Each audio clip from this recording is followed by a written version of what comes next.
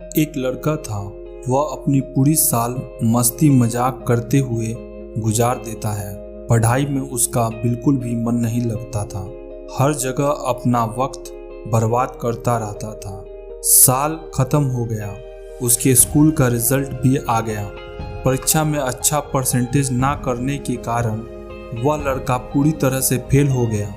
यह देखकर वह एकदम शांत हो गया और अंदर ही अंदर पूरी तरह से टूट गया। स्कूल से घर जाने की भी हिम्मत नहीं थी उस लड़के में। उसे अपनी गलती का एहसास हो गया था। वह लड़का किसी तरह अपने घर आया। घर आकर वह अपने माँ के गले से लिपटकर खूब रोया। उसे समझ नहीं आ रहा था कि अब वह क्या करे।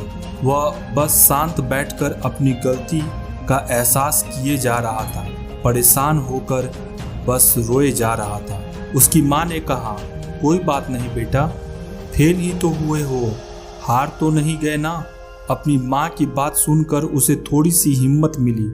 वह समय गुजर गया और शाम का वक्त हुआ। कुछ आस पड़ोस के लोग उसके घर आए।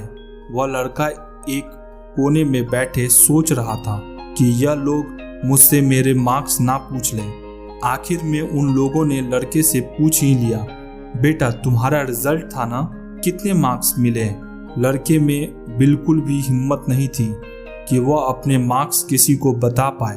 तभी उसकी माँ ने कहा, मेरे बेटे को अच्छे मार्क्स मिले हैं, उसे परीक्षा में 90% मिले हैं। यह सुनकर आसपास के लोग थोड़े चौंक से गए।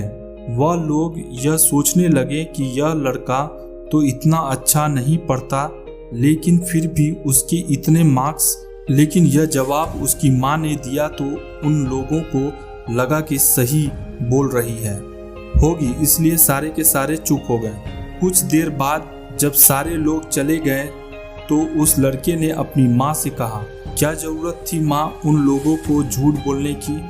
क्या होता अगर उन लोगों के सामने बदनाम हो जाता तो? हो जाने देते मुझे बदनाम, मुझे मेरी चिंता नहीं है। लेकिन उन सारे लोगों के जब यह पता चलेगा कि मुझे इतने अच्छे मार्क्स नहीं मिले हैं, बल्कि मैं पूरी तरह फेल हुआ हूँ, तब वह सारे लोग आपको ताना मारेंगे। एक माँ ने अपने बेटे के लिए उन सबको झूठ बोला है, यह सबको बताएंगे। यह सुनकर माँ मुस्कुराने लगी और कहा, बेटा अगर मैं तुझे नहीं समझूंगी तो कौन समझेगा? यह बात याद रखो बेटे कि तुम सिर्फ स्कूल के परीक्षा में फेल हुए हो, जिंदगी के खेल से नहीं। मैं तुझे देखकर जी रही हूँ, दुनिया को देखकर नहीं। अपनी माँ की बात सुनकर बेटा रो पड़ा। उसे यह एहसास हुआ कि उसकी माँ ठीक बोल रही है। दोस्तों, अगर ये कहानी आपको अच्छी लगी तो लाइक, सब्सक्राइब और बेल आइकन जरूर दबा दीजिएगा ताकि आपको इसी तरह की मोटिवेशनल वीडियोस की अपडेट मिलती रहे। Thank you for watching this video.